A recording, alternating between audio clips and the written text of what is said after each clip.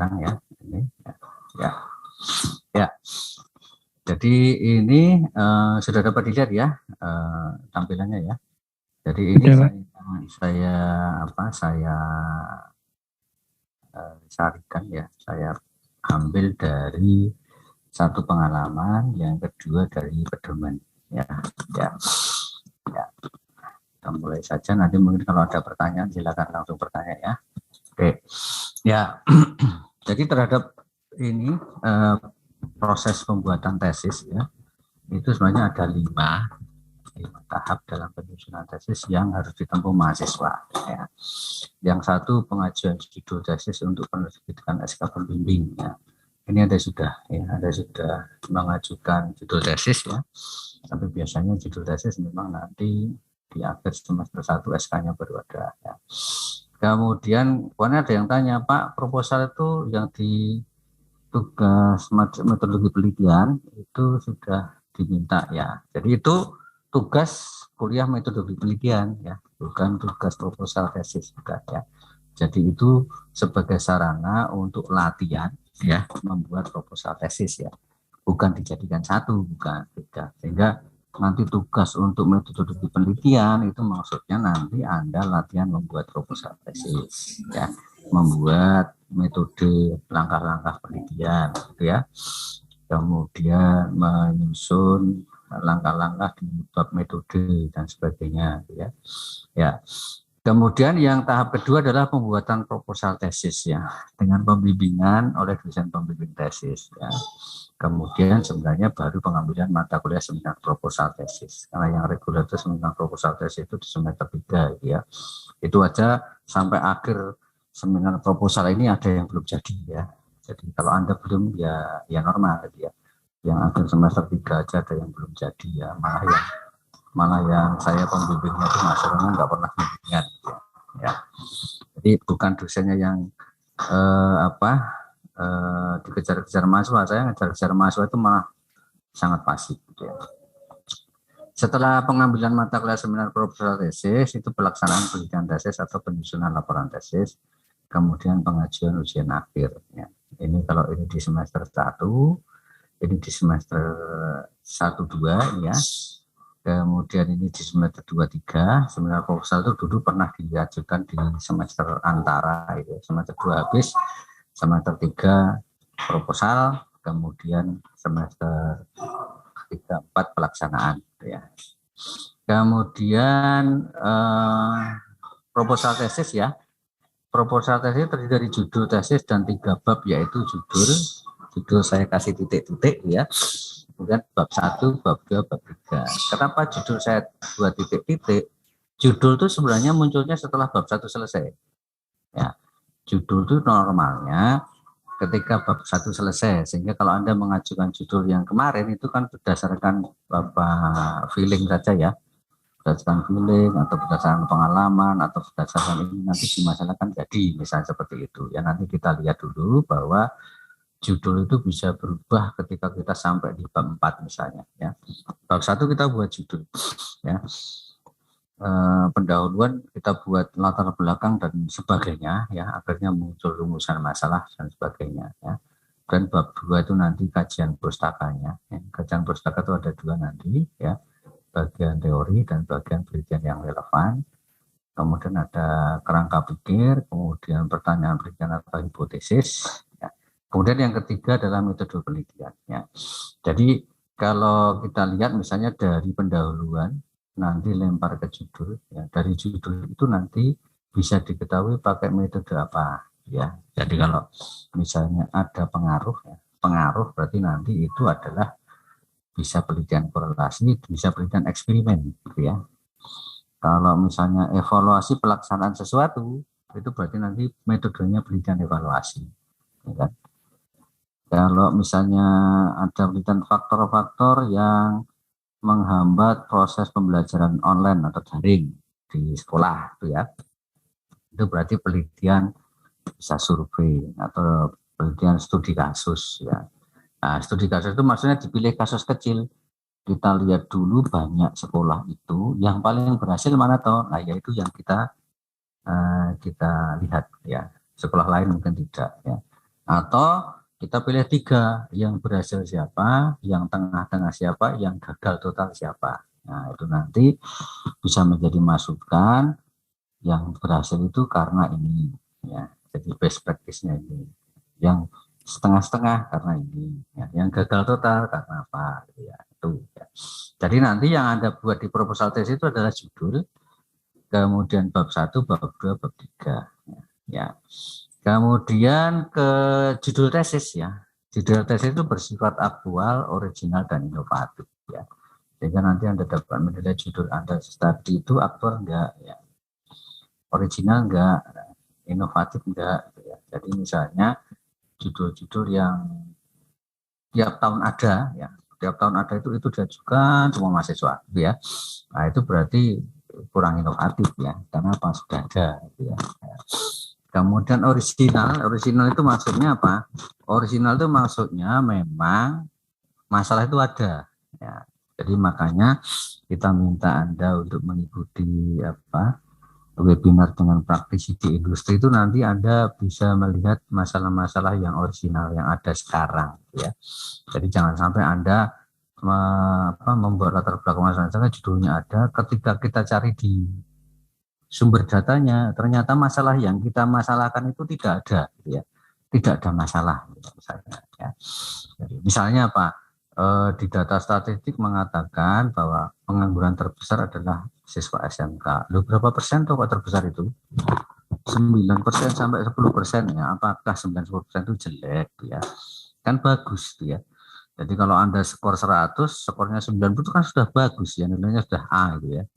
Sehingga kenapa itu dimasalahkan? Nah, yang bermasalah sebenarnya bukan yang nganggur berapa persen gitu ya. Kesesuaian gitu ya. Siswa SMK katakanlah jurusan mesin tapi dia juga menjadi operator bukan operator ya. Driver Gojek ya. Itu ya bekerja tapi kurang sesuai ya. Kemudian aktual itu misalnya aktual itu apa? Aktual itu sekarang itu memang terjadi beneran aktual ya. Sehingga latar belakang masalah nanti itu mengemukakan kejadian-kejadian yang sekarang ya tahun 2020, tahun 2021 ya, bukan kejadian yang lalu ya. Kemudian menggunakan pendekatan intra atau multidisipliner dan di dalam memecahkan masalah. Interdisiplin itu maksudnya antar inter dan multi itu maksudnya inter itu maksudnya dua bidang keahlian, kalau multi itu banyak gitu ya. Jadi kalau multi itu banyak. Ya. Kemudian menggambarkan penerapan teori dalam memecahkan masalah, memberi sumbangan pengembangan ilmu yang penting yang ini. Ya, jadi nanti adakah sumbangan pengembangan ilmu ya, menggambarkan penerapan teori dalam memecahkan masalah. Jadi ini ada masalah, ya kan? Kemudian dengan teori ini harusnya bisa, ya, sehingga nanti judul tesis kita harus sesuai dengan indikator ini, ya, itu tentang judul ya. Kemudian relevan dengan substansi keilmuan prodi ya, prodi kita kan pendidikan teknik mesin, gitu ya. Jadi nanti jangan meneliti tentang kegiatan katakanlah ekstrakurikuler pramuka katakanlah ya, atau kegiatan yang tidak ada hubungannya dengan keilmuan prodi, jangan gitu ya. Dulu pernah ada dia, Pak, ekstrakurikuler itu sangat bagus ini, nanti saya bandingkan dengan kompetensi kejuruan, wah ya itu nggak jauh sekali itu ya. Ya. Kemudian yang berikutnya bukan duplikasi. Duplikasi itu tidak boleh ya. Pak, itu dulu kan sudah diteliti di sana, kemudian saat ini di tempat lain boleh enggak? Itu namanya duplikasi. Ya. Atau plagiasi dengan yang sudah ada. Ya, tidak boleh duplikasi dan tidak boleh plagiasi. Ya, ya kenapa? Tidak boleh ya. Tidak boleh itu karena apa? Kalau penelitian itu sudah ada, ya sudah, gitu ya. Kecuali kalau ada kasus, ya. Jadi misalnya, nah, sampai kalau kok tahu kita nanti duplikasi atau plagiasi, kita nanti untuk membuat judul juga harus memiliki latar belakang di penelitian-penelitian yang sudah ada, ya. Ya. Penelitian-penelitian yang sudah ada itu seperti apa, kurangnya apa, gitu. Kalau sudah cukup ya sudah, berarti tidak usah diteliti lagi, sudah cukup misalnya kan ya. Ya. Kemudian terdiri maksimum 15 kata selain kata tugas ya. maksudnya apa 15 kata selain kata tugas? Kata tugas itu di ke dari itu ya. Coba kita cek sekarang misalnya contoh dari misalnya ya. Ini kan 1, 2, 3, 4, 5, 6, 7, 8, 9, 10, 11, 12, 13, 14, 15, 16, 17. Nah, dikurangi apa? Dikurangi ini katakanlah di, itu enggak dihitung ya. Dan enggak dihitung. Di enggak dihitung ya. Jadi selain kata tugas sehingga nanti judulnya itu jangan sampai orang membaca judul itu nanti sulit bernapas gitu ya. Maksudnya apa? Nah, ini judulnya terlalu panjang. Misalnya judul pakai kurung-kurung itu ya tidak lazim ya. Di judul ada kurung misalnya Mas siapa nih? Mas Sugih ya.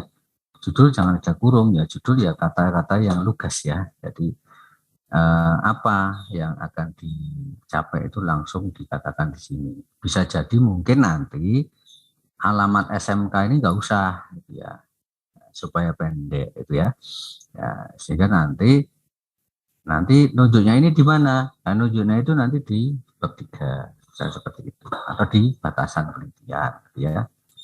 Jadi misalnya, nah ini judulnya cukup pendek ya. Ya. Itu contohnya. Kemudian kita lanjutkan menggunakan frasa benda ya. Menggunakan frasa benda itu maksudnya apa? Menggunakan bukan kata kerja ya, bukan kata kerja ya. Jadi frasanya itu benda ya. Kata kerja jadi benda itu nanti kan diakhiri dengan akhiran an kalau nggak salah ya. Ya. Itu mengenai judul ya. Ada pertanyaan mengenai judul? Judul itu batasannya ini ya.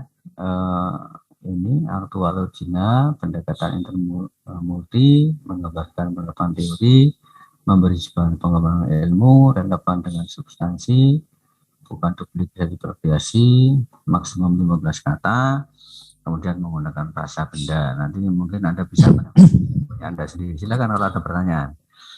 Ada Pak, saya Pak, boleh Pak. Sebentar, oh iya. Ya, silakan.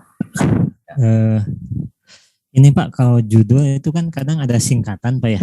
Boleh nggak gitu singkatannya? Saya kan sebetulnya memang belum ngambil Pak, tapi sudah sempat info ke Bapak juga.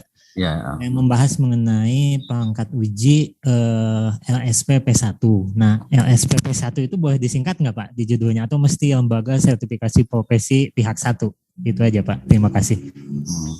Ya, yang istilah-istilah sudah diketahui banyak orang boleh disingkat ya, misalnya SMA, SMP ya, SD boleh gitu ya. Kemudian tempat, lokasi itu sebenarnya sebaiknya jangan ditulis di judul, nanti terlalu panjang gitu ya. Kemudian kalau singkatan-singkatan yang memang sudah diketahui secara umum boleh ya.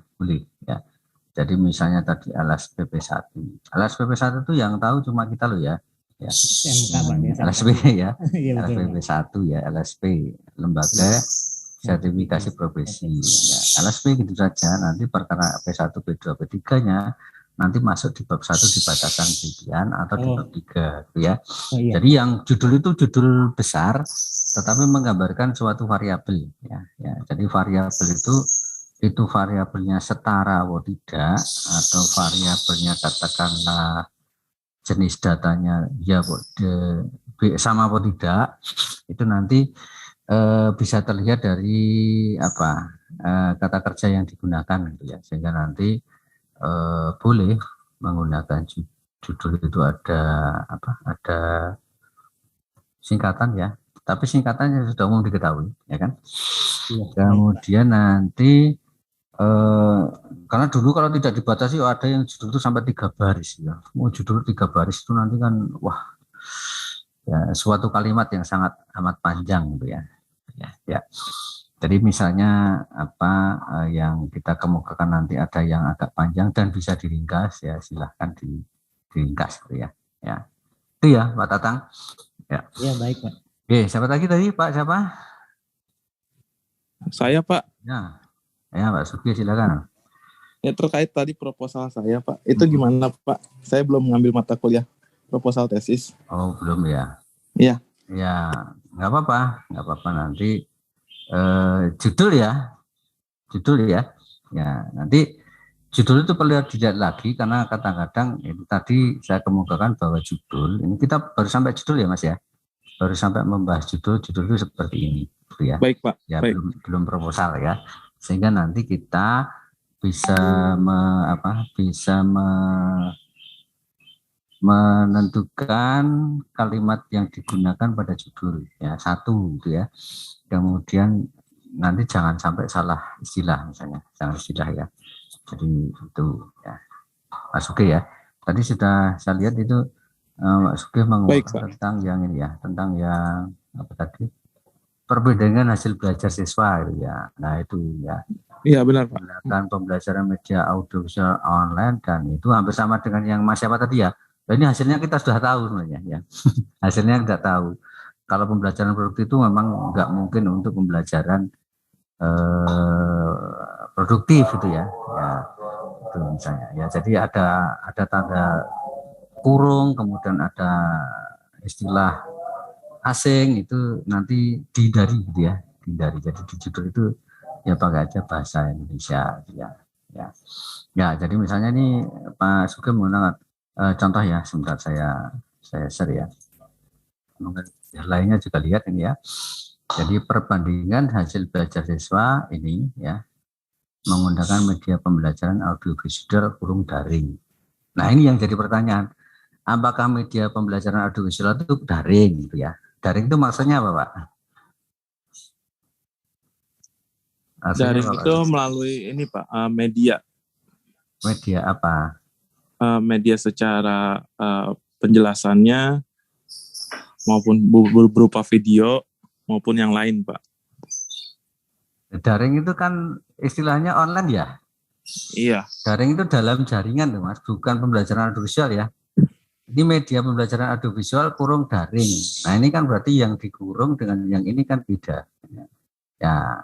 Artinya beda ya, artinya beda. Jadi kemudian menggunakan media konvensional kurung offline. Nah, kan ini beda. Media konvensional itu bahasa Inggrisnya bukan offline, ya misalnya seperti itu ya. Jadi istilah itu tidak menjelaskan suatu keterangan itu ya. Artinya yang sesungguhnya ya. Jadi misalnya menggunakan pembelajaran audiovisual itu kan banyak sekali ya. Kalau daring itu bukan media ya sarana gitu ya. Dalam jaringan itu maksudnya online dengan internet gitu ya. Belum ada medianya, dia sarananya ya yang untuk naik gitu ya. Kemudian media pembelajaran konvensional itu kan ada puluhan. Nah, yang mana ya? Tapi ini ditulis offline. Offline itu bukan media ya. Ya, online dan offline itu kan strategi pembelajaran. Jadi dalam pembelajaran itu ada istilah model pembelajaran, ada istilah strategi pembelajaran, ada istilah metode pembelajaran, ada istilah media pembelajaran. Nah, nanti yang Anda cari itu jangan sampai tukar-menukar gitu ya.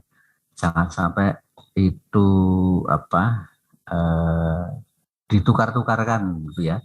Jadi baik, Pak. Misalnya dalam satu strategi pembelajaran itu lebih tinggi dari metode apa dari tinggi dari model, nanti Anda pelajari dulu ya. Sehingga nanti pembuatan judul itu tidak membuat salah persepsi ya. Oke. Ya, mungkin ada yang lain yang ditanyakan ya, Pak Sugi itu nggih. Baik, Pak. Terima kasih Pak Suntar. Judul itu lugas ya. Lugas baik, itu Pak. Maksudnya satu arti ya, bukan artinya banyak gitu ya.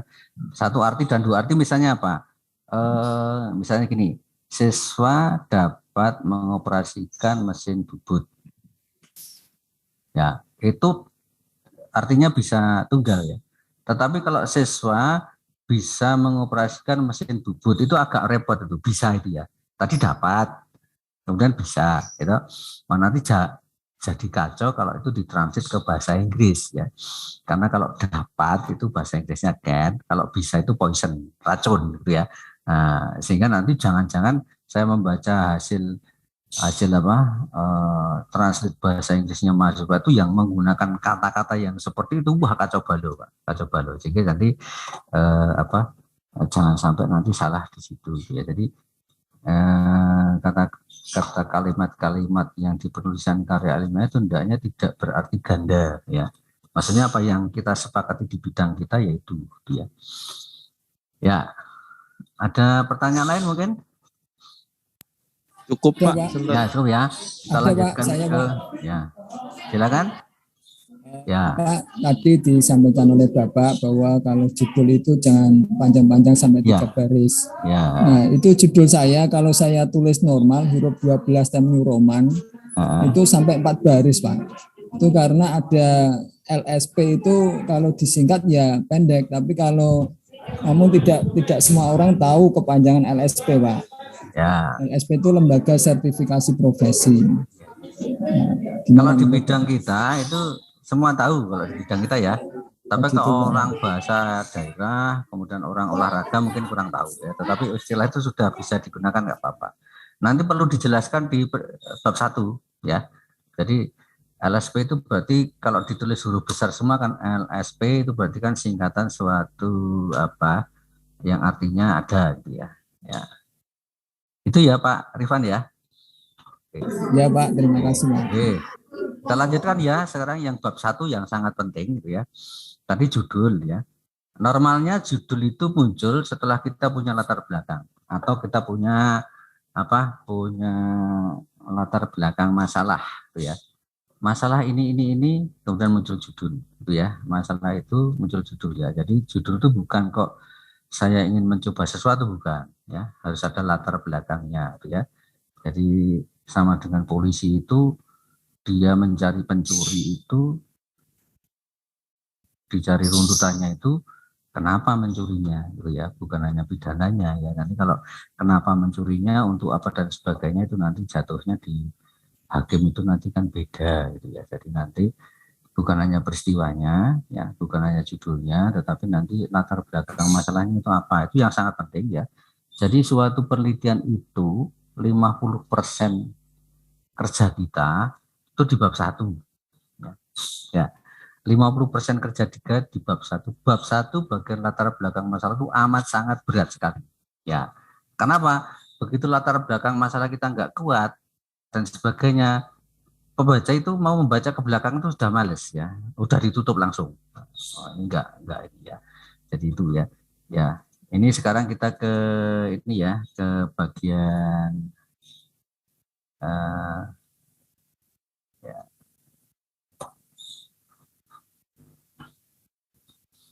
ya, jadi judul yang tadi misalnya sudah disetujui ya, kemudian disusun proposalnya melalui mata kuliah ini, tesis itu ya, tapi ini kan belum ya, kita balik ya. Kemudian selama pembimbingan bersama dosen pembimbing proposal tesis dipresentasikan secara pada mata kuliah seminar proposal tesis. Biasanya pada mata kuliah seminar proposal tesis itu kita ada 3 kali presentasi. Yang pertama bab 1 ya. Bab 1, yang presentasi kedua bab 2, yang presentasi ketiga bab 3 ya. Kemudian baru selesai, sehingga nanti ini belum kita presentasi karena bab 1-nya belum semua ya. Tapi nanti dicoba ya, sesudah kita membicarakan langkah-langkah ini nanti dicoba ya. Loh, kok dicoba Pak? Judulnya kan belum pasti, nanti kita lihat ya. Membuat latar belakang masalah itu seperti apa ya. Oke. Jadi bab 1 itu mengenai pendahuluan ya. Pendahuluan bukan latar belakang masalah ya. Ini pendahuluan ya. Pendahuluan.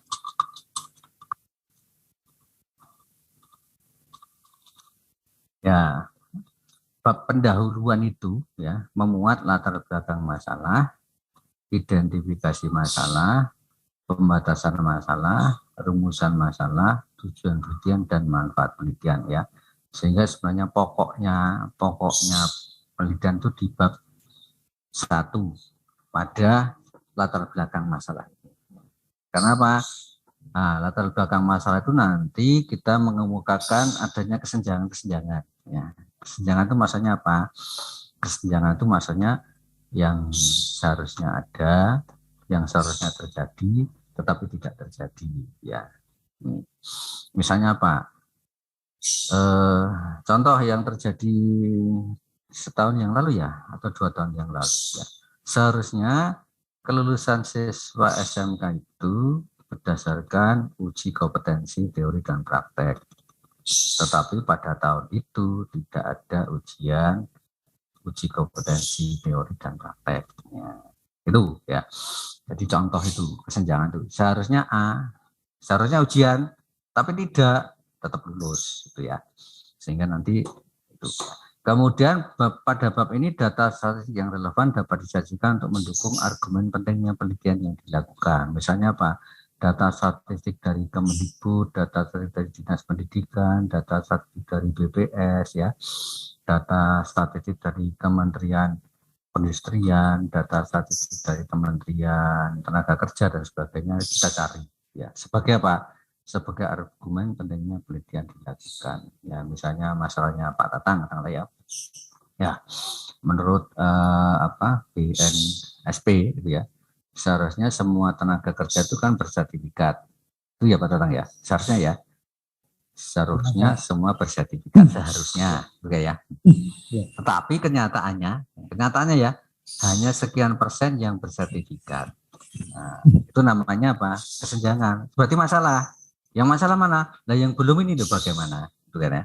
Yang belum itu bagaimana supaya ada semacam percepatan dan sebagainya. Tetapi di lain pihak ada lembaga-lembaga yang lain yang bisa menjamin bahwa kompetensi walaupun tanpa sertifikat itu nanti produktivitasnya tinggi ya, sehingga ada masalah lagi itu ya.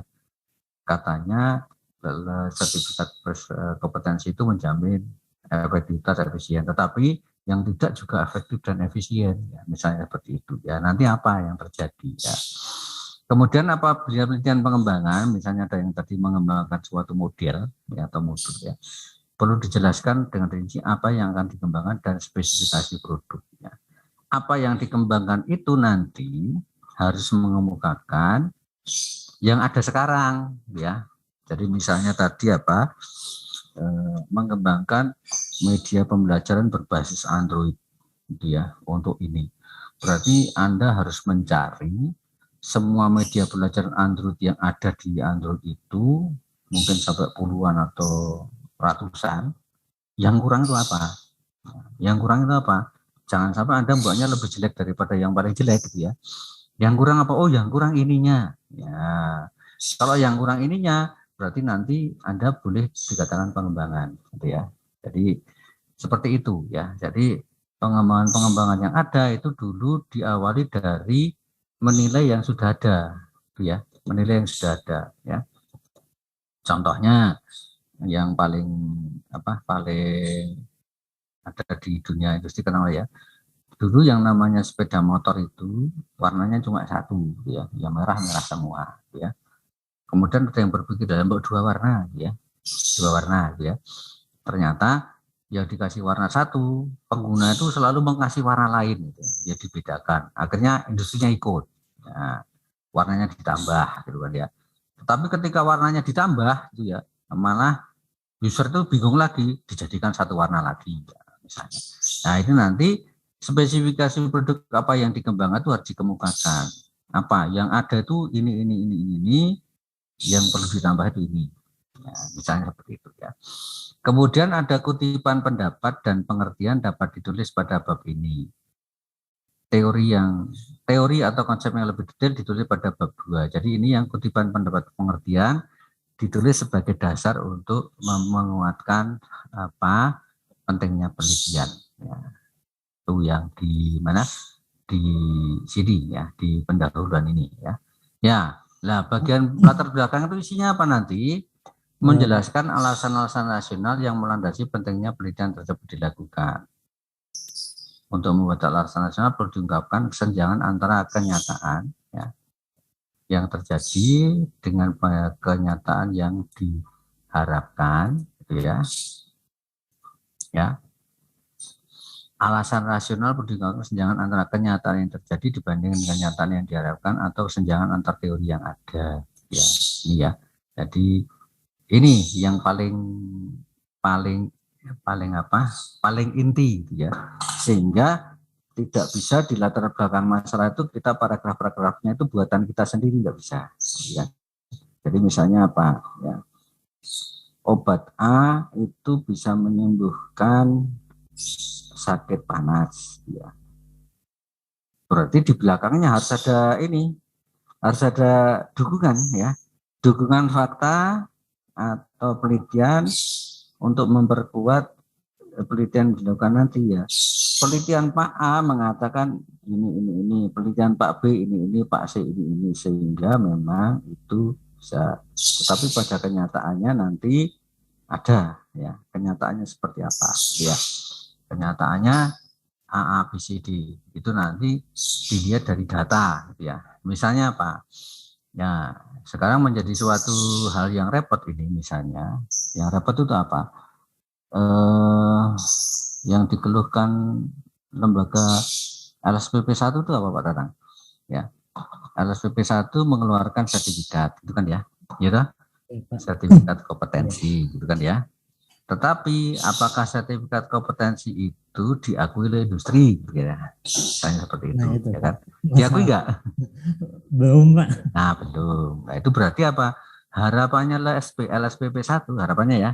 LSPP 1, BNSP, sekolah, ya direktur vokasi, direktur SMK dan sebagainya dikasih sertifikat itu sebagai pengantar supaya dia diakui sebagai memiliki sertifikat kompetensi. Tetapi P1 ya. Nah, P1 itu kan sebenarnya jeruk makan jeruk itu sebenarnya ya. Jeruk makan jeruk itu maksudnya apa? Diajar sendiri, ya, dilatih sendiri, diuji sendiri, dikasih sertifikat sendiri. Lah itu kan tidak fair ya.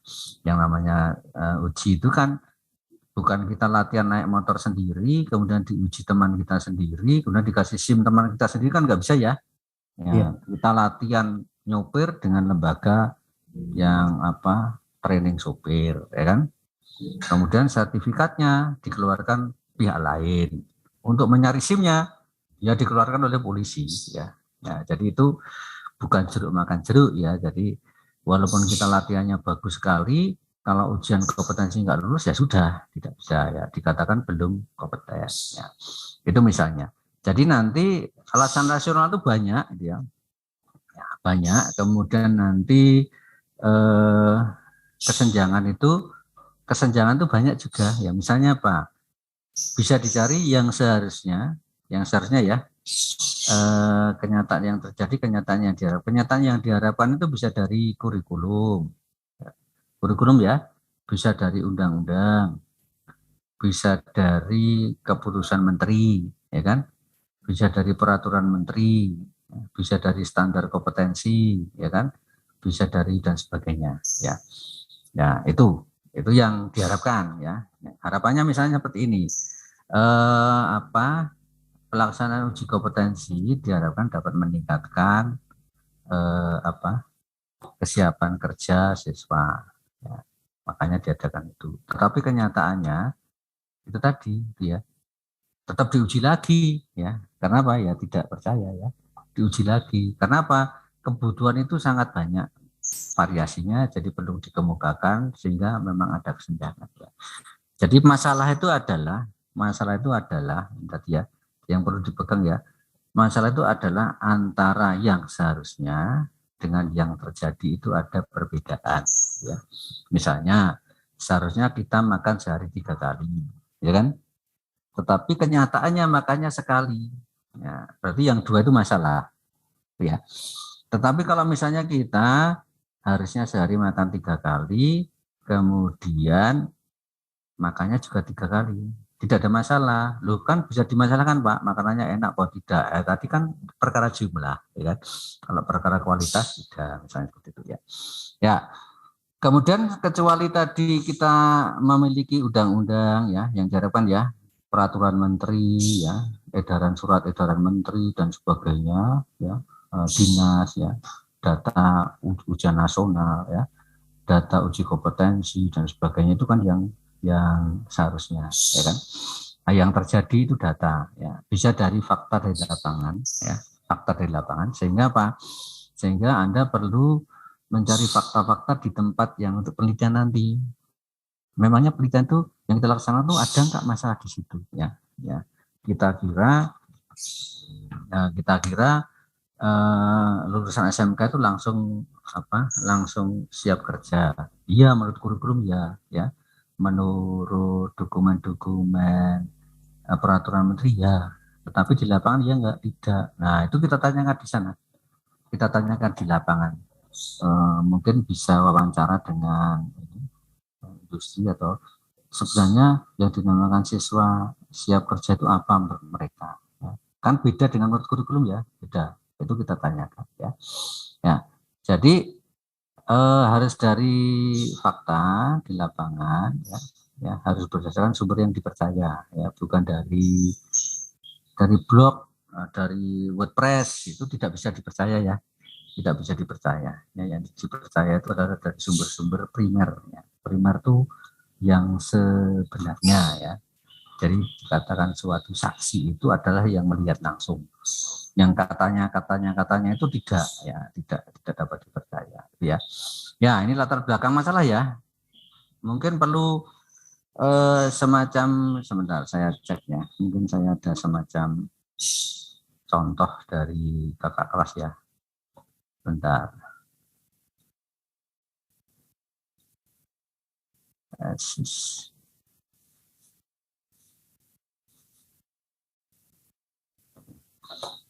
Contoh misalnya punya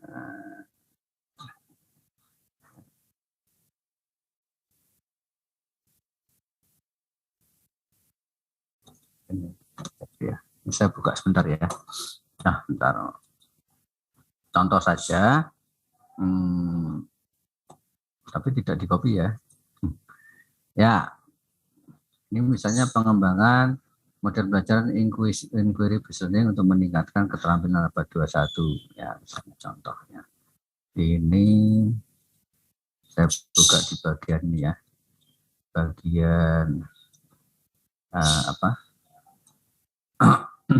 bagian pendahuluan latar belakang ya. Nah, ini ya. Ya, ini contoh latar belakang masalah ya. Ya, misalnya beberapa tantangan pada serta persoalan dihadapi pendidikan jurusan masih terjadi hingga saat ini ya. Ya, persoalannya apa saja ya. Ada grafik yang mengatakan ya. Kemudian ini ya kan, menurut suatu pakar boleh ya kan. Kemudian apa yang terjadi ya kan. Ya. Sehingga Pak Lupa di sini berarti saya perlu data ya. Iya, perlu ada data ya kan. Misalnya ini data ya dari McKinsey Global itu tahun 2046 negara otomasi menyebabkan 800 juta karyawan kehilangan pekerjaan pada tahun 2030 ya. Ya, ini misalnya penerapan e-tol jasa marga menyebabkan pergeseran lapangan kerja ya. Majunya teknologi berdampak pada pekerjaan di masa depan ya, dan sebagainya. Ini harus ada data ya. Datanya dari siapa? Tapi ini tidak kira-kira, sehingga di sini penuh dengan apa tadi? Penuh dengan data dari mana ya? Ya, ini dari ahli atau dari mana BPS ya. Ya. Ini datanya banyak sekali ya kan? Ya, sehingga ini kalau kita ya, misalnya ini di Indonesia Menteri Pendidikan mengeluarkan surat edaran Menteri nomor ini tentang pembelajaran di tengah pandemi. Pelaksanaan ujian nasional dibatalkan. Pembelajaran dari rumah. Ya, proses itu membutuhkan ini ya. Ya, dampak lain yang ini dan sebagainya. Misalnya seperti itu ya. Sehingga kalau kita membuat latar belakang masalah ya kan. Ya, ini misalnya sampai berapa halaman ini ya? Agak banyak ya. Ya. Kalau proposal ya sedikit dulu nggak apa-apa, nanti ditambah itu ya. Sehingga seolah-olah ya latar belakang masalah ini ya, ini kok sampai 14 bukan 14 ya, mungkin ya. Jadi seolah-olah nanti ya, seolah-olah itu nanti walaupun ini alasan rasional itu cuma ini ya, seolah-olah judulnya penelitian kita apapun, kita membuat latar belakang masalah itu hampir sama ya kan. Seolah-olah hampir sama. Karena apa? Daya datanya memang itu ya seolah-olah ya. Jadi misalnya Pak saya itu judulnya belum pasti, tapi temanya apa dulu ya. Judul kan belum ya, temanya apa? Misalnya Pak siapa tadi? Pak ini ya, Pak Sugih, temanya tentang penerapan pembelajaran online. Wah, latar belakang masalah itu judulnya mungkin belum ada nih ya. Tetapi tema kita tentang itu, maka latar belakang masalah kita bisa fokus pada tema, ya kan? Misalnya judulnya Pak Samroni ya tentang link and match. Ya, judulnya belum, memang judul itu belum ya. Nah, nanti berarti kita mencari data-data yang sesuai dengan yang kita inginkan. Pak, saya mengajukan 3 judul ini. Ya 3 judul apa 10 judul. Tema kita kan ini sama ya. Temanya tentang kurikulum, pusat keunggulan, dunia kerja. Sehingga kita mencari data tentang kurikulum, link and match, ya, SMK pusat keunggulan, dunia kerja dan sebagainya, ya, magang guru dan sebagainya. Jadi seolah-olah apapun judulnya, ya kan, ini juga ya, relevasi kompetensi atau kurikulum, kemudian tenaga kerja di industri, gitu ya. Kemudian ini model pembelajaran atau model pembelajaran, ya. Kemudian ini ada lagi yang lain, mungkin ya hubungan PTM terhadap kompetensi, hampir sama dengan tadi. Kerja di industri, itu kan ya. Kemudian media pembelajaran dan sebagainya. Ya, itu gambaran secara verbalnya, sehingga kalau Anda itu sudah punya tema, judul belum ya? Judul belum. Temanya tentang apa? Tentang pembelajaran, tentang kompetensi, tentang kurikulum, ya, tentang pembelajaran tatap muka, tentang pembelajaran online dan sebagainya. Sehingga jadi judul dari contoh ini tadi, ya kan? Contoh di punyanya Mas Rian ini, ya kan? Loh Pak, ternyata latar belakang masalah itu sangat luas. Nah, iya, ya kan? Nah, iya. Nah, sehingga nanti sesudah latar belakang masalah nanti ada identifikasi masalah ini. Identifikasi masalah ya. Jadi yang dari otomotif siapa di sini? Yang dari otomotif? Pak. Saya otomotif. Ya, otomotif ya. Ya. Otomotif itu kita masuk di bengkel ya, masuk di bengkel ya, atau di service center itu belum ada pembatasan masalah gitu ya, tetapi dikemukakan identifikasinya dulu dia. Maksudnya apa? Mobil masuk atau motor masuk ya, kemudian diidentifikasi bannya, listrikannya, ininya ya. Sesudah itu usernya datang ke bagian yang bisa yang terima gitu ya. Pak, masalahnya apa? Ya, masalahnya ini. Nah, tetapi tadi kita mengidentifikasi ini. Nah, di antara banyak itu nanti usernya itu pilih yang mana, sehingga rumusan masalah dan identifikasi masalah itu sebenarnya umum ya, judulnya apapun umum ya. Jadi ini harus ada relevansi ya antara ini, katakanlah identifikasi masalah 1 dari mana, harus ada paragrafnya di atas ya. Yang paling bagus adalah misalnya paragraf 1 dan 2, atau paragraf 1 muncul identifikasi masalah nomor 1, paragraf 2 muncul identifikasi masalah nomor 2 dan sebagainya, sehingga kalau ini ada 10 atau 11 paragraf, ini nanti rumusan identifikasi masalahnya mungkin ada 11 atau 12 ya, atau 10 ya, sehingga nanti kita memerlukan semacam dari ini ya, peraturan ini mengatakan itu, kenyataan ini ya, kondisi ini mengatakan harusnya itu ini dan sebagainya, kemudian kita lari ke identifikasi masalah. Jadi identifikasi masalah nanti menjelaskan kajian berbagai kemungkinan penyebab terjadinya masalah. Ya, dalam hal ini perlu diungkapkan secara luas berbagai masalah yang mungkin untuk diteliti. Isi identifikasi masalah harus selaras dengan masalah ditemukan pada latar belakang masalah, sehingga harus klop dengan harus klop dengan yang di paragraf atasnya. Ya, contohnya kalimat itu misalnya kurang, belum, tidak ada, ya. Atau apa gitu ya, belum diakomodasi dan sebagainya, sehingga nanti kalau diidentifikasi masalah itu kalimatnya adalah misalnya nih ya, tingkat pengangguran terbuka ini masih ada sekian persen ya. Terdapat ini yang terdampak ya. Terdapat perusahaan mengurangi ya. Kebutuhan keterampilan baru akibat terjadinya pergeseran, tingkat kemampuan siswa berbeda. Harusnya apa? Sama ya. Guru kesulitan dalam melakukan evaluasi, harusnya tidak. Misalnya itu ya. Keterbatasan waktu ya. Pembelajaran yang masih bersifat ini ya, masih kurang dan sebagainya ya. Ini itu bahasa yang dilakukan, bahasa yang dikemukakan dalam identifikasi masalah gitu ya. Ya. Misalnya keterampilan yang mendukung ini masih belum ya, berfokus pada ini ya. Ini belum ya. Kemudian ini belum. Ya. Berarti nanti antara latar belakang masalah dan identifikasi masalah harus klop ya, harus klop ya. Jadi nanti sama dengan cerita di mana di otomotif tadi ya, di bengkel tadi ya. Contohnya saya masuk bengkel itu saya tidak menyadari bahwa pihak sana itu sudah mengidentifikasi masalah yang kemungkinan terjadi di mobil saya ya. Saya juga kaget itu ya. Begitu masuk ternyata ada petugas yang sudah mengidentifikasi aki, kipas, ya, ban, ya, kemudian kondisi cat, ya, kondisi ini dan sebagainya.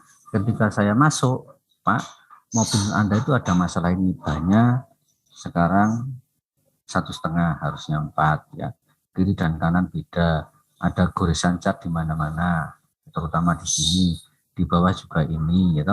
Apinya sudah kurang bagus, ya, dan sebagainya dibongkar. Itu namanya identifikasi masalah, ya.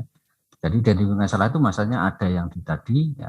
Kemudian dari identifikasi masalah, kemudian ada pembatasan masalah, ya. Dari 1, 2, 3, 4 sampai 11 tadi, ya.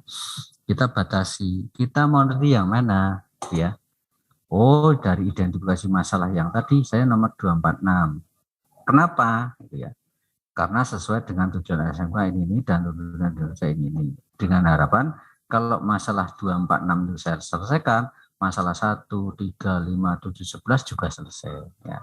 Sehingga nanti dari latar belakang kemudian identifikasi pembatasan nanti baru turun ke rumusan masalah.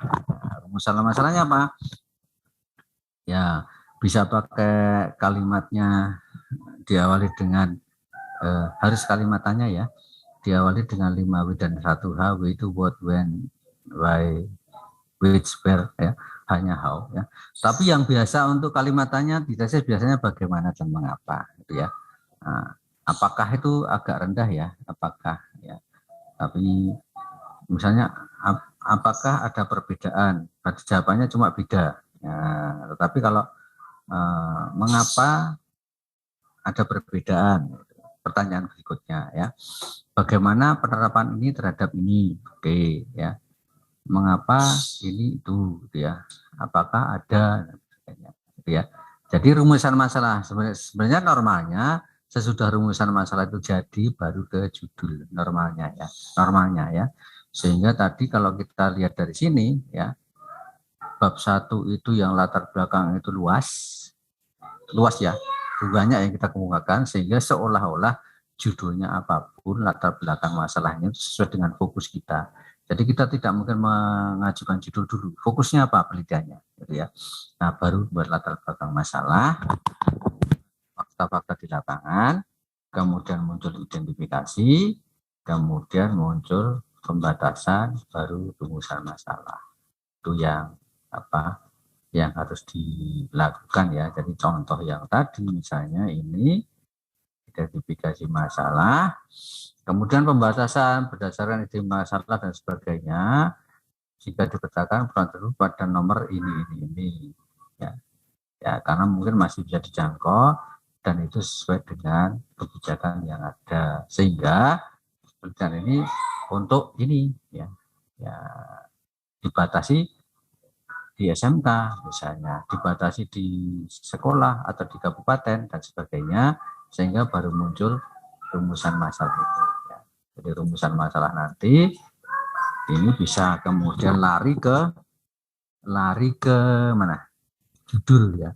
Jadi tadi masih tema, kemudian ya, ya itu sedikit pengertian mengenai bab 1 sampai rumusan masalah ya. Mungkin ada pertanyaan, silakan. Ada pertanyaan. Nah, Pak itu berat Pak ya. Ya memang 50% kerja penelitian itu di bab 1 memang. Ya. Ada pertanyaan, silakan. Ya, nanti saya share ya itu ya. Saya share PowerPoint-nya nanti ya. Saya boleh tanya lagi Pak. Nah, silakan Pak. Ya. Gini Pak, saya itu kan lebih ke memang ke pengembangan.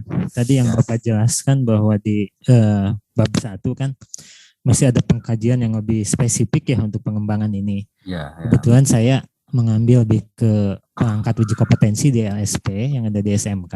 Nah, kondisi saat ini kan pertama mungkin acuan dalam pembuatan skema sertifikasinya itu masih menggunakan SKKNI yang lama Pak, ya itu satu masalahnya. Kemudian yang kedua, jenjang yang dipakainya baru jenjang 2, kan biasanya ada jenjang 2, 3, 4 gitu, 5 ya. Nah kalau fokus saya nantinya lebih ke mengembangkan, satu menyesuaikan skemanya mengacu kepada SKKNI yang ada saat ini yang update. Kemudian yang kedua menambah perangkat uji untuk jenjang 3 misal, karena ya di industri itu kan nggak cukup jenjang 2, bahkan jenjang 2 kan lebih ke maintenance aja Pak, nggak ke analisa gitu masuknya. Itu boleh Pak ya seperti itu Pak ke dalam. Terima kasih Pak. Ya boleh saja Pak Tatang, tapi harus melibatkan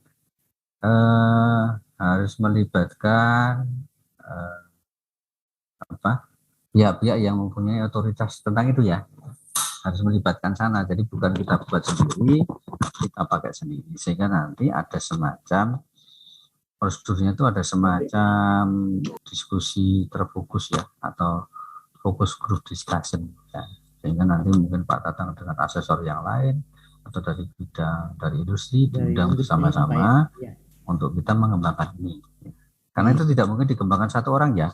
Nggak mungkin kan? Memang ketentuannya gitu Pak. Ya nggak mungkin. Jadi harus ada fokus group discussion untuk menggali itu tadi ya.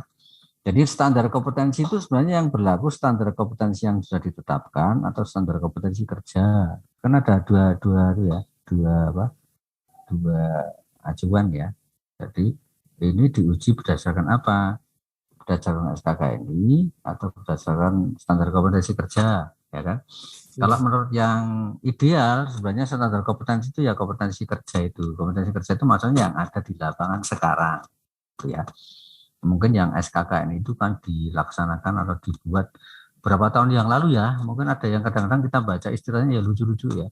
Itu istilah-istilah yang lama sekarang udah nggak dipakai, masih ada di sana. Sehingga nanti berdasarkan standar kompetensi kerja itu kita bicarakan dengan pihak-pihak yang berkompeten di bidang itu ya.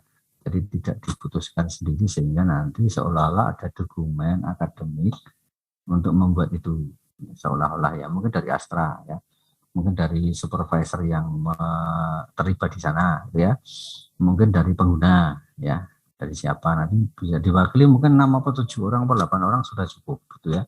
Sehingga nanti menghasilkan untuk itu, nanti dicoba dibuat perangkat ujinya ya, secara dokumen, kemudian didiskusikan lagi, ya kan? Kalau sudah bagus, baru nanti uji coba, ya. Di uji coba itu maksudnya dilaksanakan seperti beneran, gitu ya. Kalau di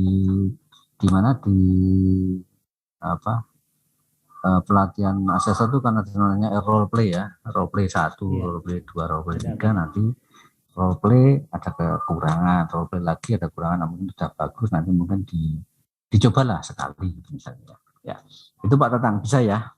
Iya Pak, nanti intinya mungkin masih ada FGD Pak ya, dengan IDUKA, dengan ada. Jadi memang ada 2 macam, FGD atau DELPI. Kalau DELPI itu dokumen kita buat, kita kirimkan ke orang-orang, ya kan? Kemudian minta masukan. Tetapi itu nanti selesainya lama ya kalau balas, ya.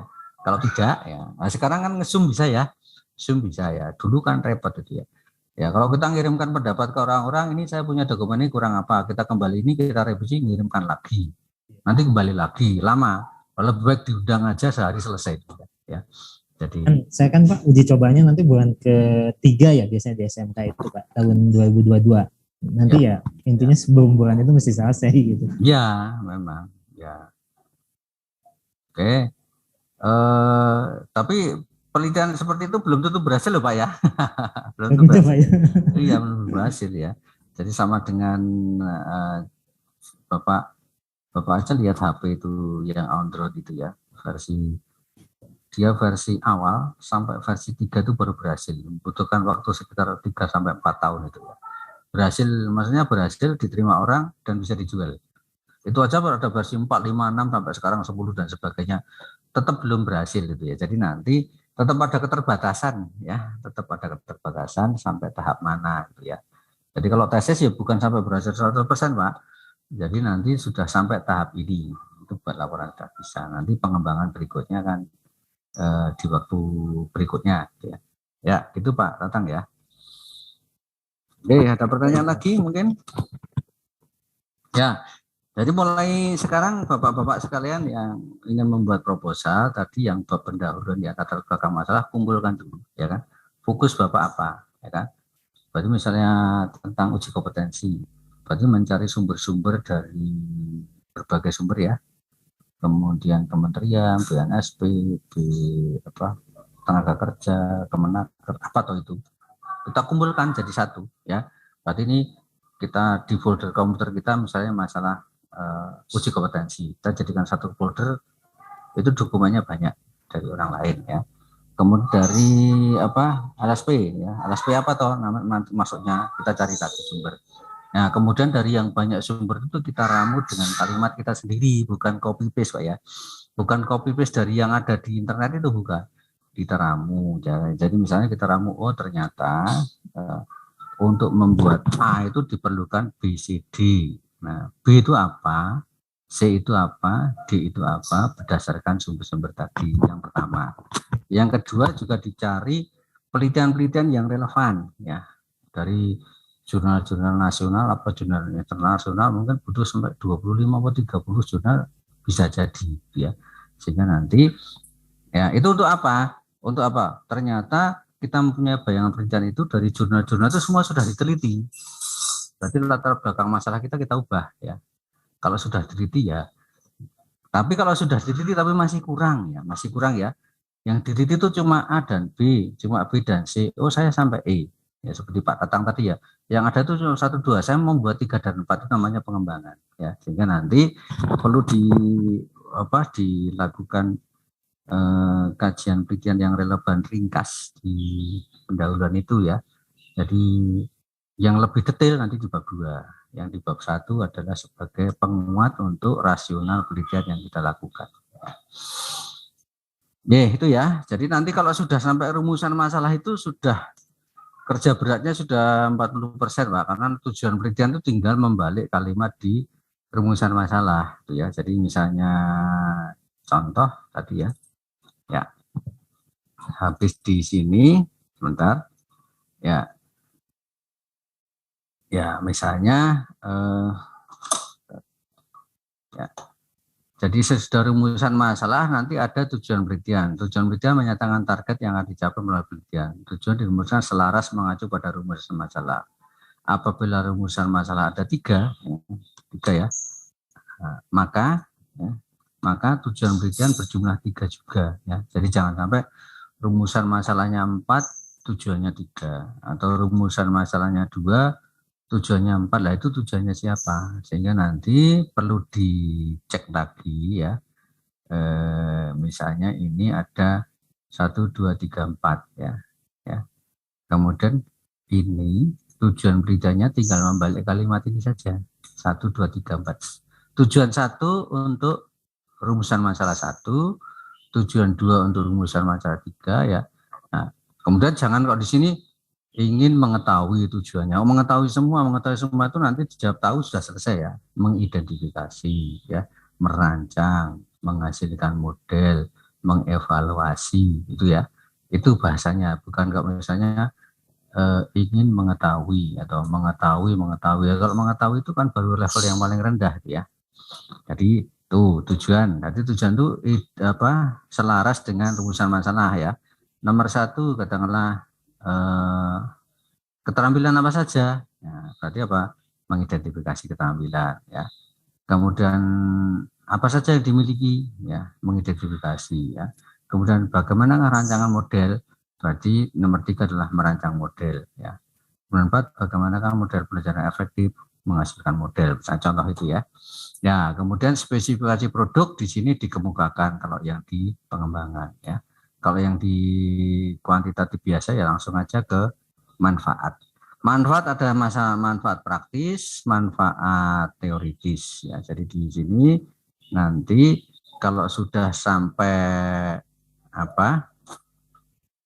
rumusan masalah ya, itu nanti ke tujuan yang tadi, kemudian ke manfaat ya.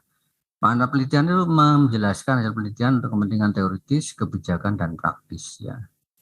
Manfaat hasilnya menurut teoritis apa, kebijakan dan praktisnya apa. Itu yang bab 1 ya. Bab 1 itu coba saja nanti Anda sekalian nanti membuat yang bab 1 yang latar belakang masalah sampai tujuan penelitian atau manfaat penelitian gitu ya. Jadi nanti lupa judulnya kan belum ya, karena latar belakang masalah saya temukan tadi adalah kita berorientasi ke fokus penelitian, bukan ke judul dulu ya. Bukan ya, judul itu bisa nanti tergantung rumusan masalahnya dan identifikasi masalahnya. Sehingga Bapak mengumpulkan sebanyak-banyaknya apa yang seharusnya keputusan menterinya apa, undang-undangnya apa dan sebagainya, data BPS apa, data dari Depdikbud apa, dari dinas apa, data semua dikumpulkan ya, kemudian ditambah dengan apa tadi, fakta di lapangan ya. Jadi fakta di lapangan ya, tempat penelitian apa itu dikumpulkan ya. Mungkin foldernya jadi di latar belakang masalah punya 3 folder nggak apa-apa ya, sehingga nanti dari membaca itu kita membuat kalimat kita sendiri ya, bukan kalimat copy paste, bukan. Kalau copy paste nanti jebakan ternetingnya kena itu plagiasi saya. Oke, itu sampai ke ini ya, ke mana manfaat penelitian ya. Kemudian yang kajian pustaka ini berisi kajian teori, kajian penelitian yang relevan, kerangka pikir dan hipotesis dan atau pertanyaan penelitian ya. Jadi nanti teori itu menguraikan tentang yang terkait dengan variabel penelitian dimulai dari definisi, konsep, asumsi, dan indikator yang digunakan untuk mengukur variabel tersebut sebagai landasan untuk mengembangkan instrumen penelitian. Ya. Dan kajian teori dari literatur dan kajian penelitian yang relevan. Ya. Jadi dari literatur, ya, literatur hendaknya yang jangan yang kuno-kuno ya, yang 2015 ke sini lah ya. Jangan kok berdasarkan teorinya Pak ini tahun 1990 Pak itu sudah nggak berlaku ya. Ya. Yang baru-baru ya. Kemudian kajian penelitian berfungsi sebagai pendukung kajian teori yang dilakukan para peneliti ya. Sebelumnya sebagai penanda posisi roadmap penelitian yang sejenis ya. Jadi nanti Bapak-bapak sekalian perlu mencari penelitian yang relevan ya. Yang relevan itu tidak harus persis ya. Tidak harus persis ya. Dulu ada contoh ya. Ada contoh seperti ini, kajian penelitian yang relevan. Yang bidang teknik ya mungkin bisa jadi gambaran. Jadi yang di bidang teknik dia ingin mengembangkan atau memperbaiki karet isolasi di kulkas. Gitu. Karet isolasi di kulkas. Kemudian mencari jurnal-jurnal seluruh dunia itu tidak menemukan. Karena apa? Kata kuncinya karet untuk kulkas. Enggak ketemu, Pak. Enggak ketemu. Ya. Dan merasa wadah ini dengan bangga dia, wah ini belum ada yang teliti, Pak. Ya, berarti kalau belum ada yang teliti, Anda itu yang salah, ya. Berarti kalau itu tadi misalnya penelitian tentang isolasi, berarti apa? Yang kita cek apa? Ketahanannya, karet.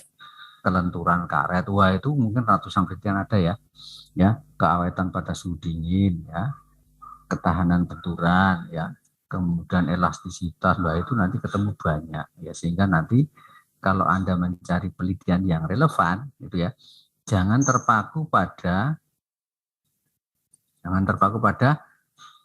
variabel Anda sendiri, ya, tapi variabel ikutan yang mungkin di sebelahnya atau di atasnya atau bagian-bagiannya yang Anda cari di jurnal, ya. Jadi jangan langsung, wah penelitian saya itu belum ada yang meliti. Kalau belum ada yang meliti, berarti bab 2 belum selesai, itu proposalnya tutup, ya, nggak jadi berarti, ya, nggak jadi. Kenapa? Kalau itu penelitian lain itu nggak meneliti tentang itu, berarti penelitian itu memang tidak pantas diteliti, ya. Jadi penelitian itu harus ada penelitian yang sebelumnya, ya. Jadi di sini bukan mencari teman, ya, Pak. Kalau penelitiannya sudah banyak diteliti, berarti ya tidak usah juga, selesai, tutup, ya kan. Tetapi penelitian-penelitian yang ada itu sampai ini, sampai itu, sampai itu. Saya maunya sampai di sini, ya, lebih jauh lagi, nah itu boleh, ya. Jadi penelitian ini meneliti tentang A, tentang B, tentang C. Saya ingin meneliti sampai F, nah berarti tambahan kita di sana, ya. Jadi kalau sama dengan yang lalu, berarti selesai.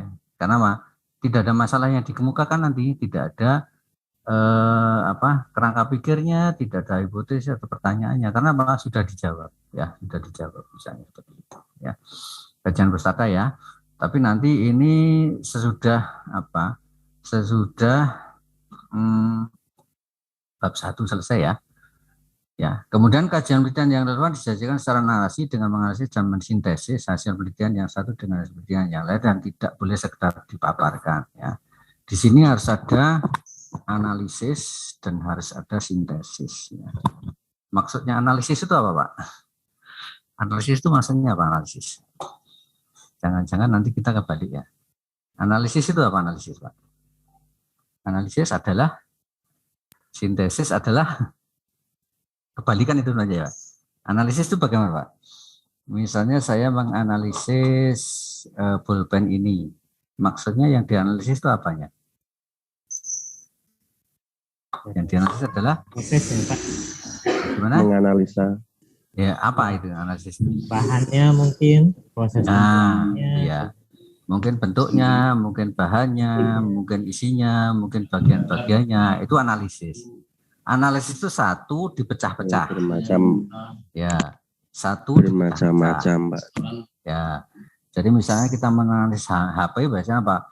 Ukurannya, warnanya, gitu kan, ya. Jumlah kameranya, prosesornya dan sebagainya, itu analisis, ya. Kemudian di situ harus ada tadi analisis dan sintesis. Kalau sintesis itu apa? Sintesis itu kebalikan dari analisis, ya. Jadi misalnya di suatu tanah kosong, di situ ada tumpuan batu, tumpuan pasir, tumpuan bata, tumpuan besi, ya kan. Kemudian ada bahan-bahan bangunan, ya. Itu kita mensintetis sekarang. Kalau ini mau membuat sesuatu bahannya ini, oh dia membuat rumah. Itu namanya sintesis, ya. Jadi analisis itu yang ada dipecah-pecah, ya. Rumah itu terdiri dari ini dan ini bahannya ini, itu namanya analisis. Kalau sintesis dibalik, Pak, ya, dibalik, sehingga nanti kita bukan hanya analisis juga sintesis, ya. Jadi di kajian penelitian yang relevan nanti lebih banyak ke sintesisnya, Pak. Jadi penelitian Pak A tentang ini, penelitian Pak B tentang ini, penelitian Pak C tentang ini. Kalau saya gabungkan nanti jadi apa? Itu, ya. Jadi seperti itu, ya. Jadi kita mencari dari penelitian yang lain itu sebagai pendukung apa yang akan kita kerjakan, ya kan. Jadi seolah-olah mencari sesuatu yang kurang di penelitiannya orang lain. Nanti kita buat, ya, kita perbaiki, ya. Itu yang apa?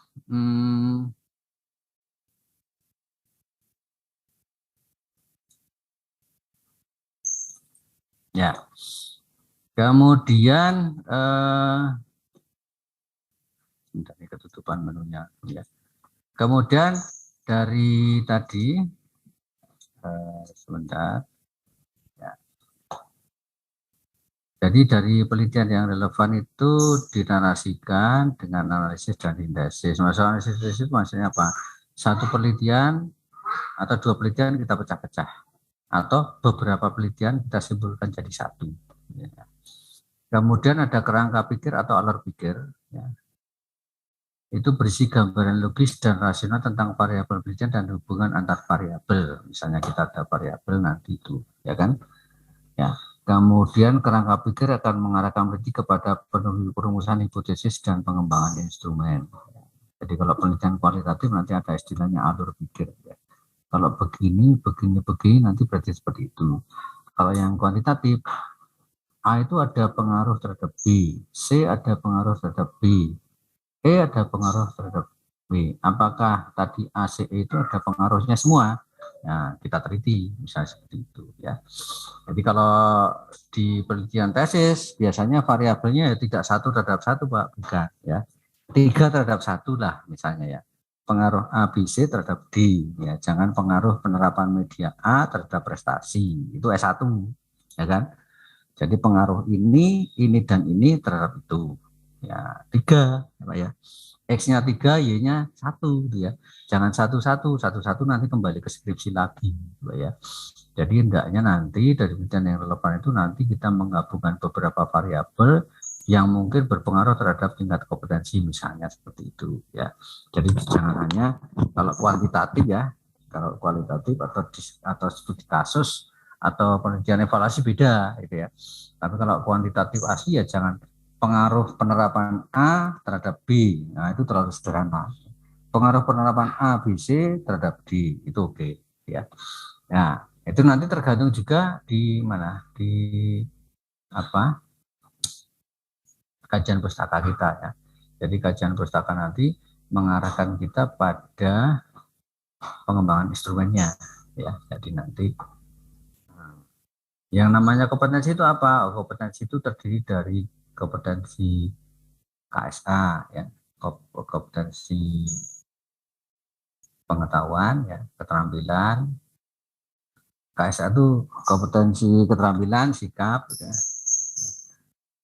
Afektif misalnya, afektif adalah sikap, kemudian domainnya domain afektif ya, kognitif, kemudian skill ya. Jadi nanti skillnya itu apa ya. Kita breakdown di instrumen ya. Kognitifnya apa, kita breakdown di instrumen ya. Sikapnya apa, kita breakdown di instrumen ya, sebagainya ya. Kemudian ada pertanyaan penelitian dan atau hipotesis ya. Hipotesis merupakan jawaban sementara pertanyaan penelitian merupakan penegasan dari rumusan masalah yang akan dicari jawabannya melalui penelitian. Jadi kalau tadi di sini ada 3 rumusan masalah, berarti pertanyaan penelitiannya jangan 3 ya kan. Jadi kalau misalnya ada penelitian modul pembelajaran yang efektif itu seperti apa ya. Berarti nanti yang di pertanyaan penelitian jangan itu, bagian dari itu ya. Jadi komputer yang bagus itu seperti apa spesifikasinya. Berarti di pertanyaan penelitian adalah pertanyaan prosesornya seperti apa, RAM-nya seperti apa, ya kan, powernya seperti apa dan sebagainya, itu pertanyaan penelitian. Sehingga nanti seolah-olah pertanyaan penelitian itu adalah sub rumusan masalah ya. Rumusan masalah satu tuh dipecahkan menjadi 3 pertanyaan penelitian misalnya ya. Hipotesis jawaban sementara itu nanti dikembangkan dari kerangka pikir ya. Jadi yang ada pengaruh, ada perbedaan ya, lebih tinggi atau lebih rendah ya. Jadi misalnya penelitian di sini jangan meneliti perbedaan, jangan perbedaannya kan 2 ekor ya, beda ya, tapi meneliti yang lebih tinggi yang mana, kemudian mengapa ya. Jadi jangan sampai apanya, tapi lebih rendah atau lebih tinggi, kemudian kenapa atau mengapa ya. Itu sampai bab 2 ya. Kalau bab 3 nanti mungkin ini lebih banyak nanti ke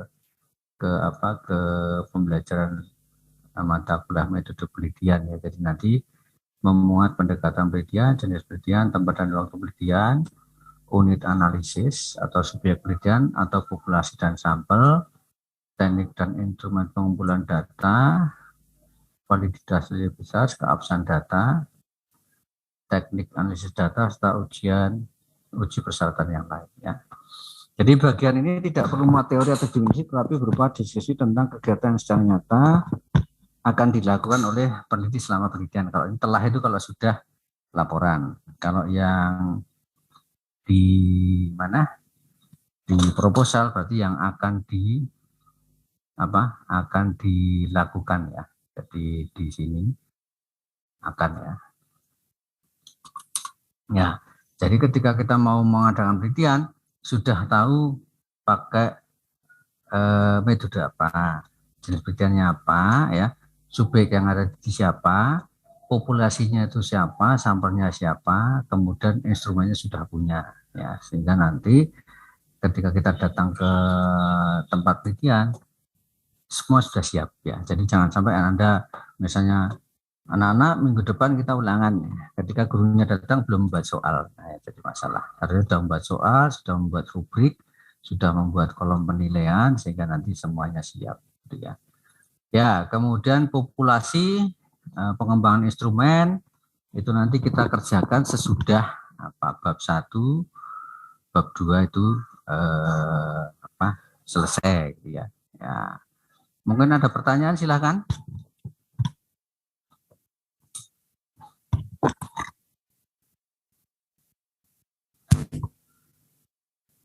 Silakan kalau ada pertanyaan. Ya, nanti itu PowerPoint-nya saya kirim ke grup ya, nanti supaya dipelajari lagi ya. Tetapi yang lebih detail adalah di pedoman tesis dan di kuliah metodologi penelitian ya. Jadi kalau Pak di metodologi penelitian disuruh buat proposal itu berarti latihan Anda buat proposal. Nggak mungkin kita buat proposal sempurna ya, nggak mungkin ya. Kita misalnya dulu kalau saya mau bimbing mahasiswa tuh ya agak capek juga, datang cuma 3 lembar, masih tambah lagi Mas ya. Ya. Kemudian minggu depan jadi 10 lembar itu ya. Ya, ditambah lagi yang ini masih kurang itu kan ya. 2 minggu lagi datang sudah 20 lembar gitu ya. Akhirnya tesisnya itu bisa sampai 300 halaman. Plus lampiran maksudnya ya. Ya, jadi pembimbingan itu maksudnya itu Pak ya. Pembimbingan nanti maksudnya adalah Pak saya punya ini. Nanti dosen lihat oh ini masih ditambah ya. Tidak menyalahkan kita ya. Masih ditambah sehingga nanti jadi lengkap. Ya, silakan kalau ada pertanyaan. Sudah berat mikirnya ya. Ya, untuk tahap awal silahkan membuat dokumen dulu ya, yang hubungannya dengan tema penelitian Bapak ya. Jangan terpaku pada judul dulu ya. Bapak penelitiannya temanya tentang apa? Ya, temanya tentang apa? Itu dicari sumbernya dulu semua. Perkara judul itu bisa nyusul Pak ya. Judul itu sebenarnya kan kadang-kadang kita membuat penelitian tuh sampai ke manfaat penelitian tuh ini judulnya apa ya, itu belum tentu kan apa ya. Judul itu sebenarnya bisa dari feeling itu apa ya, ditebak ya. Tetapi ketika kita membuat bab 1 bisa judul itu berubah lagi ya, apa ya. Silakan kalau ada pertanyaan.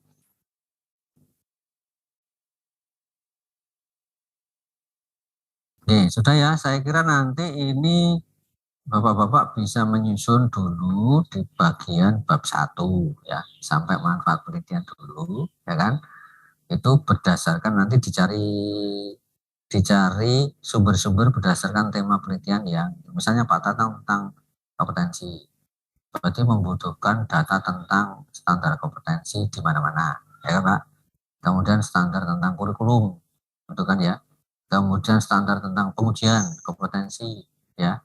Kemudian standar kompetensi kerja, gitu kan ya. Kemudian perangkat kompetensi itu yang ada apa saja, standar yang sudah apa saja. Sesudah itu mencari penelitian-penelitian yang sudah ada, penelitian-penelitian tentang uji kompetensi, kemudian efektivitas uji kompetensi, penerapan uji kompetensi dan sebagainya. Berarti nanti mungkin sumbernya itu bisa banyak sampai puluhan atau ratusan halaman. Tetapi nanti kita ringkas kalimat sendiri menjadi bab 1 itu.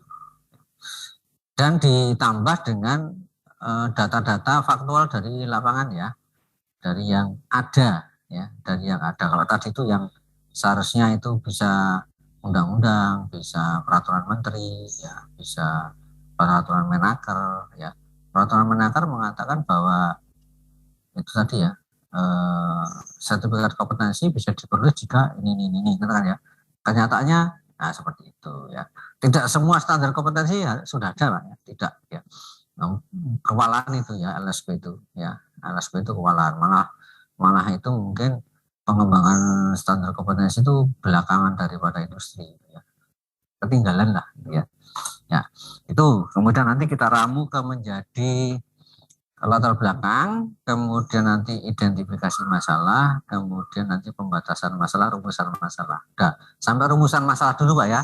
Nanti kalau tujuan dan manfaat penelitian gampang, kemudian bab 2 nanti kita sesuaikan dengan rumusan masalah ya kita. Ya, mungkin seminggu 2 minggu itu bisa ya dibuat sampai rumusan masalah ya.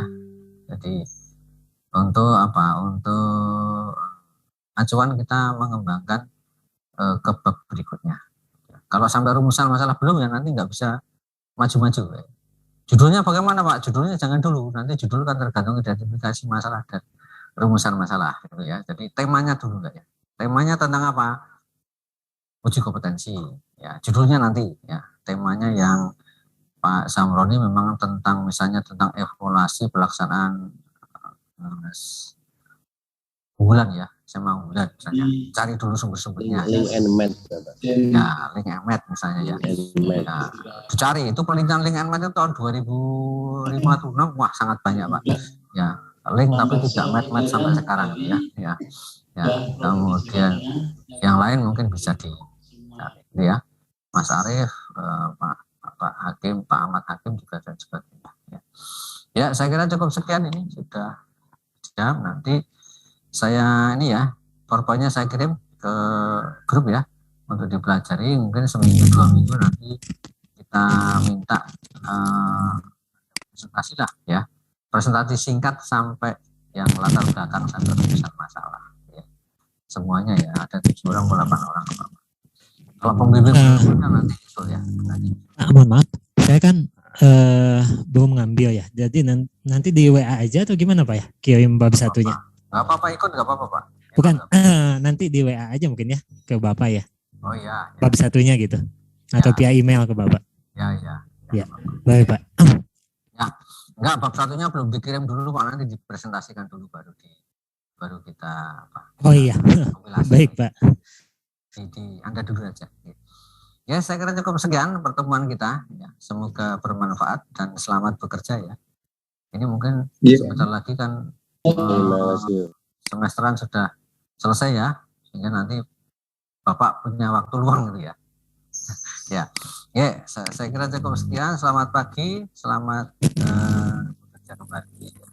Tetap jaga kesehatan, tetap jaga keselamatan kita masing-masing. Ya. Silakan. Amin. Pak, terima kasih.